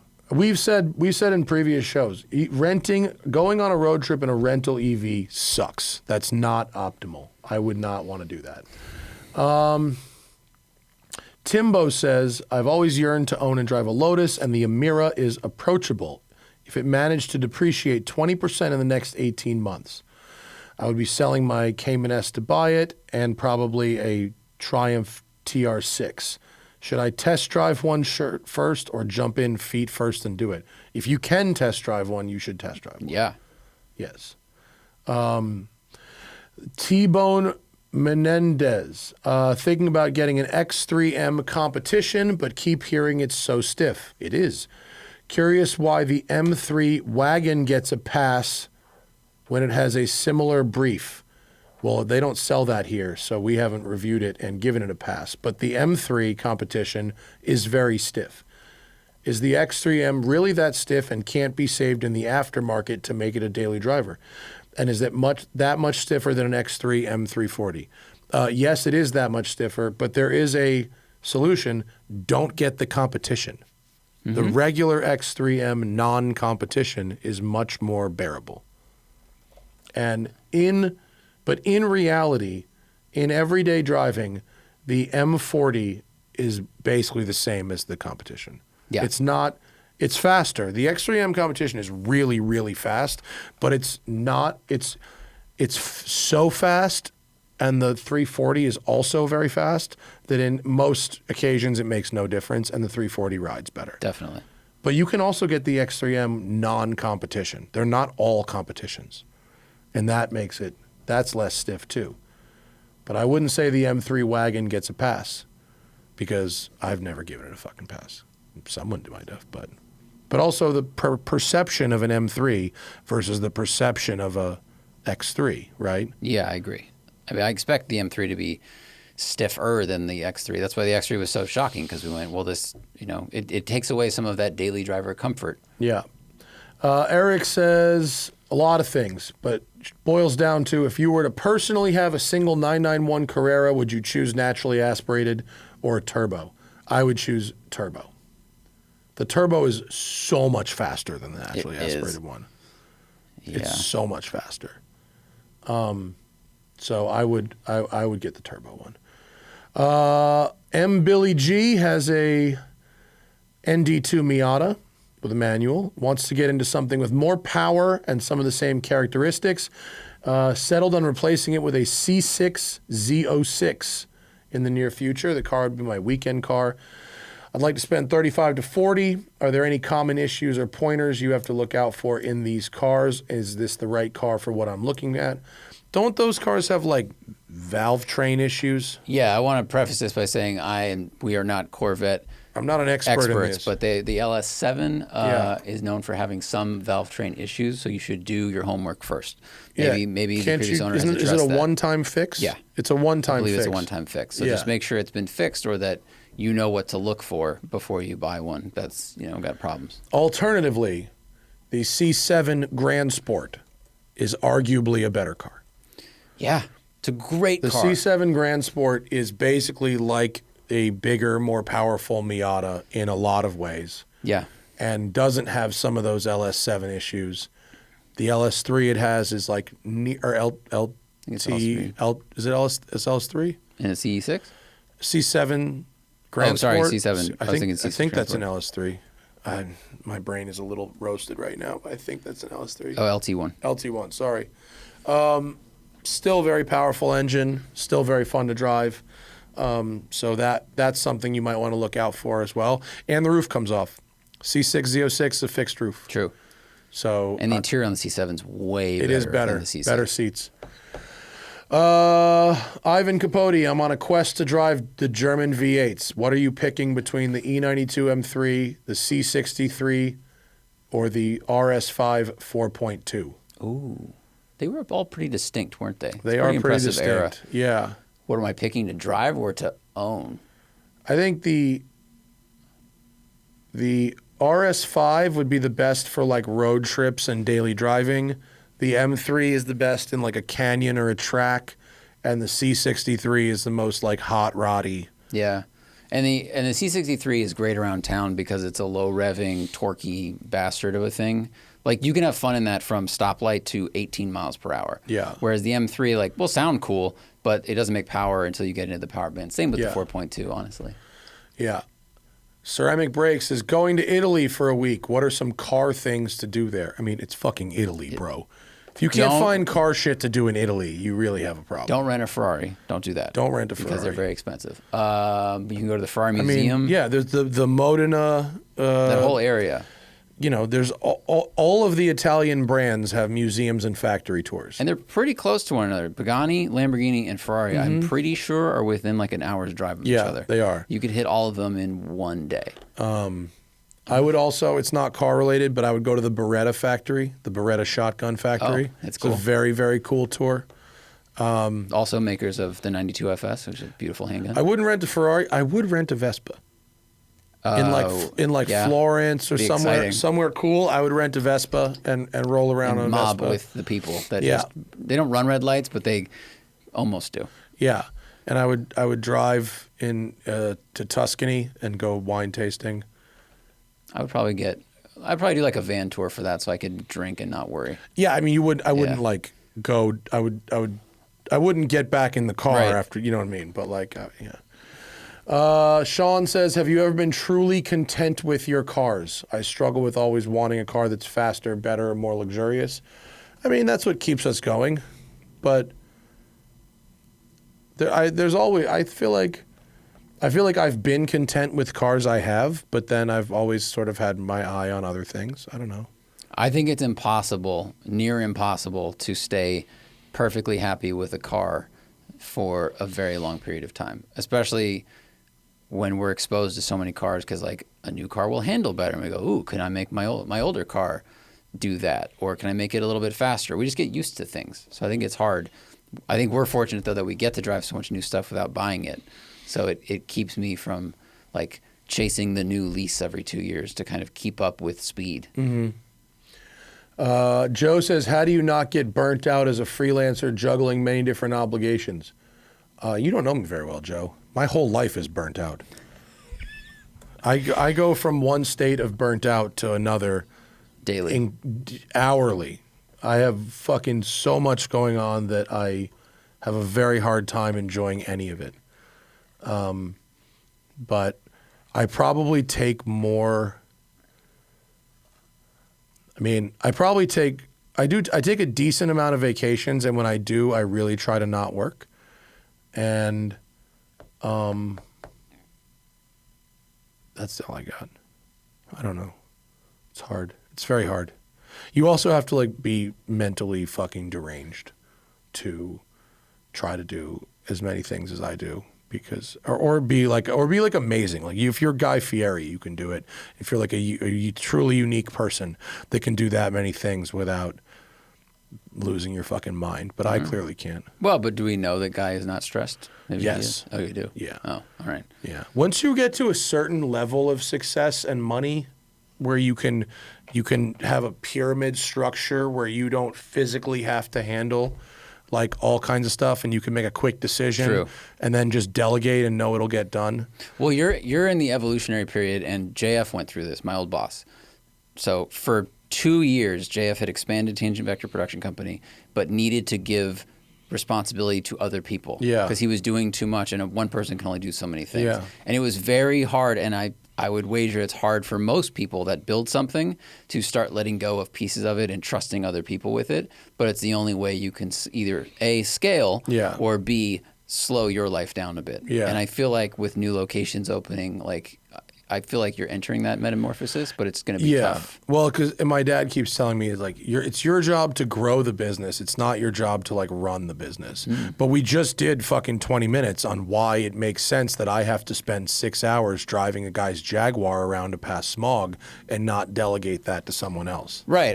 I wonder, and you would know. At what point in the business does it make sense to delegate or that? at what point in the business are your only responsibilities like big picture and occasionally drive someone's car? Yeah. But any other thing that has to be done around here, someone else is doing it. Most things are done by other people. But, like, the business doesn't grow. I grow it. True. And so we've learned this. Like, by that Lucid trip that we took to Sonoma, generated no money For TST. But I got a customer up there that is now storing 4 cars with me and sending 2 more. So, like, me going out there and being me and us doing that thing is, like, that's the biggest marketing plan, but it's just doesn't help in making videos. But anyway, I don't know.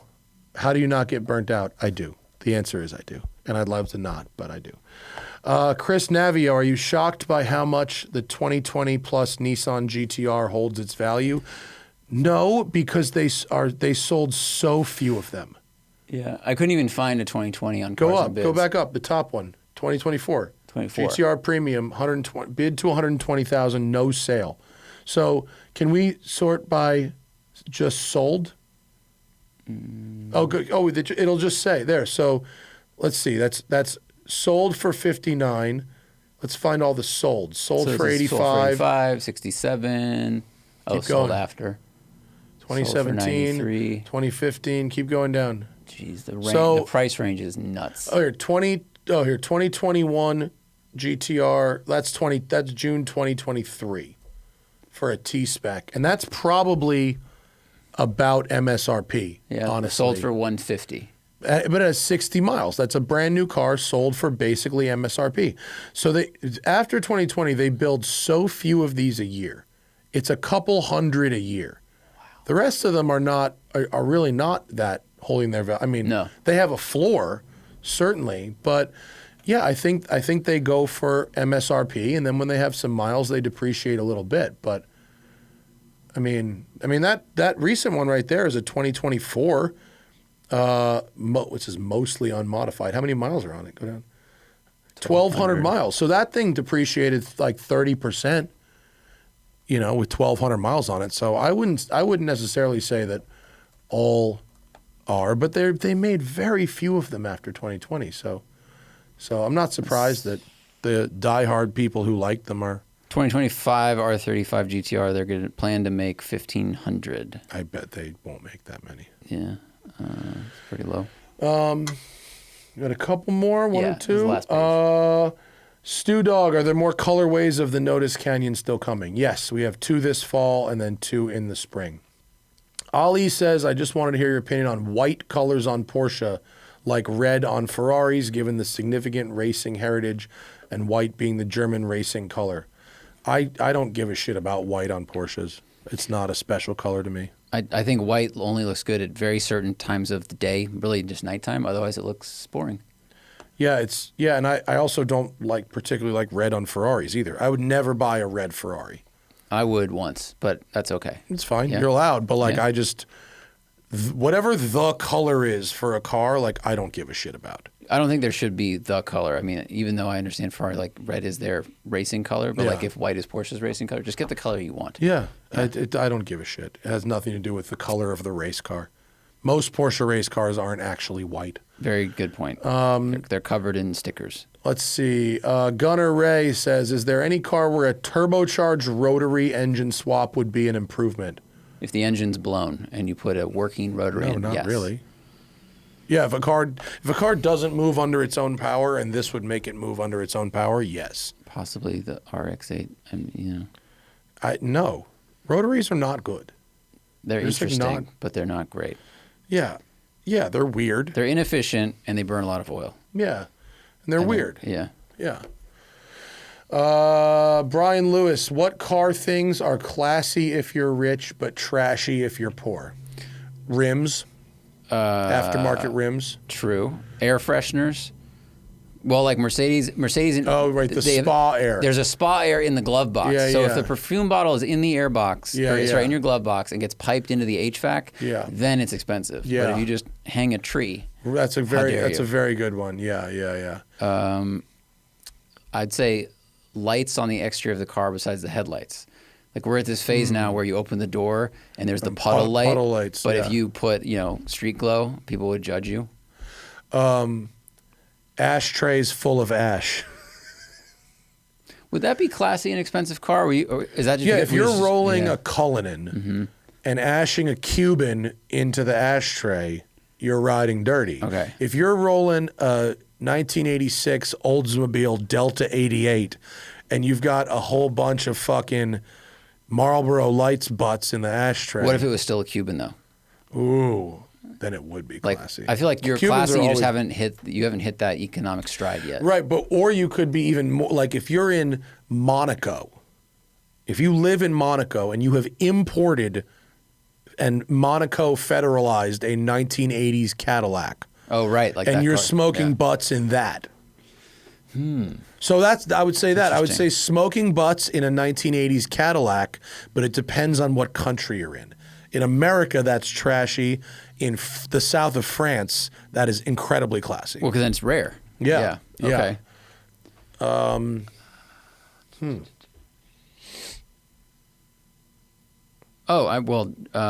Driving an old car. Sure. Like just generally, a very old car. Yeah. Like the unrestored Bugatti that won Pebble Beach. Right. If you had an unrestored Delta 88, it's like, wow, you fell off, you've been living in this thing. But if you have a car that's 80 years older than that, or 50 years older than that, then you are the classiest. Right. Rolling around with guns in the car. Oh, yeah, like the Range Rover set where you've got like... The Holland and Holland Range where it's Rover. guns and scotch. Yeah. But if you have drinking in your automobile. Sitting on your tailgate and drinking brown liquor. Yeah. That's funny. With a shotgun. Yeah, drinking in the car is definitely... That is If you're sipping champagne in the back with the chauffeur, classy. If you're rolling around with a fucking tall boy in a paper, not so. I would say rear-facing seats, because some of the Range Rovers come with those little jump seats. Right. But if you're in a Subaru Brat with a shotgun and a beer, you are not a classy individual. Right. That's funny. Lots of things. Turns out, lots of things. Yeah. Last one. Nathan says, when considering the entire body of work throughout history, what car brands have made the prettiest cars? Aston has very few misses. Pretty flawless. Lancia has some pretty good ones. They do. I think if we went into their commuter era, they'd have some misses. Alfa has some good ones. Alfa's very pretty. Ferrari, Yeah, they don't have many awkward-looking cars. No. Like the 400 GT is kind of strange. I think the Mondial, I think the like 400i looks nice. Okay. I do. I think the 365 GT is a little weird. The 400 is a nice.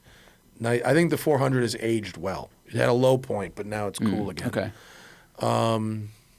Actually, I like a Mondial as well. I know you do. I know, and we divide on that. That's okay. You know what's weird? The 50s Ferraris, the ones like the early Barchetta. Yeah, there's a little funkiness in there. Yeah, they just didn't know how aerodynamics worked. Yeah. Well, they also were doing like coach built stuff, so it all looked a little different. Bentley, not a lot of ugly Bentleys. I wouldn't necessarily call them all beautiful, but they don't have a lot of like big misses. I feel like they almost just get a pass because they're going to be so mad. But like, the 80s Bentleys were so square to me. It was more about like mine? Even before yours. Yours has like the rounded edges, which I think is a very good looking car. But in the early 80s. That's true. The early 80s version of my car was not. It was about what is it? Like it was about the badge and it was about the tech inside. But it wasn't, in my opinion. Yeah, in the early 80s when they were literally exactly the same car as the Rolls, just without the spirit of ecstasy. And almost nobody made a good looking car in the 80s, especially a four-door. So. Yeah, I feel like Alfa, Ferrari, and Aston Martin are pretty much. Yeah. Yeah. Koenigsegg.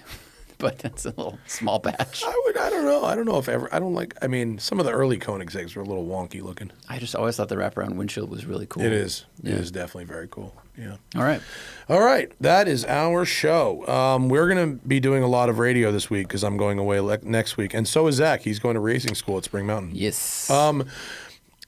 Head over to Ammo's website because we're having a live podcast detailing demo and meet and greet. Go on ammodetailingacademy.com. I believe it's where it is. I think it's ammodetailingacademy.com. Ammo Training Academy. Where is this events thing? There's it's on this website somewhere. Where the fuck is it?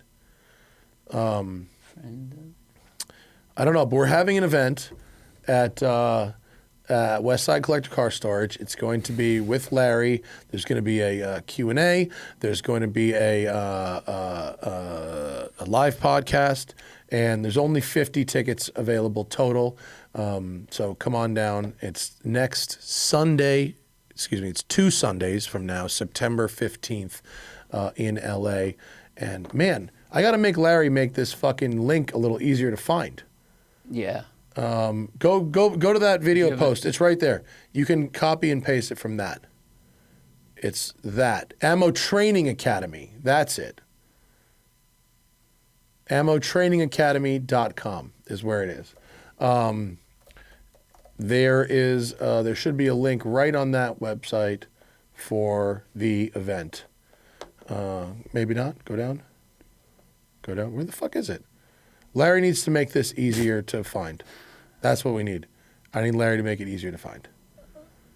Why isn't it easier to find? What are we doing here? I'm so far down this page. Oh, the scroller on the right is very small. The exact link that I put on Instagram, and I'll put it again, All right. is there. But I need to call Larry and make that link easy to find. There it is. Okay, I'm not writing that. Yeah, you don't need to. You can copy and paste it. AmmoTrainingAcademy.com/ammo-wccs-launch-party. Yeah. That's where you want to go. Yeah. Why isn't there a link to that from the homepage though? That needs to be easier to find. Yep. For sure. Mm-hmm. But anyway, it's happening in LA. Live podcast with Larry. Live detailing demo at Westside Collector Car Storage. So September 15th. If you can't find the link, just email me and I'll send it to you or DM us or something. We will give them Larry's phone number and then they Yes. can text him. We'll put it in the show notes for here. All right. Thanks, everybody. We'll be back, I don't know, maybe even tomorrow with more Smoking Tire Podcast. We'll see you then. Bye.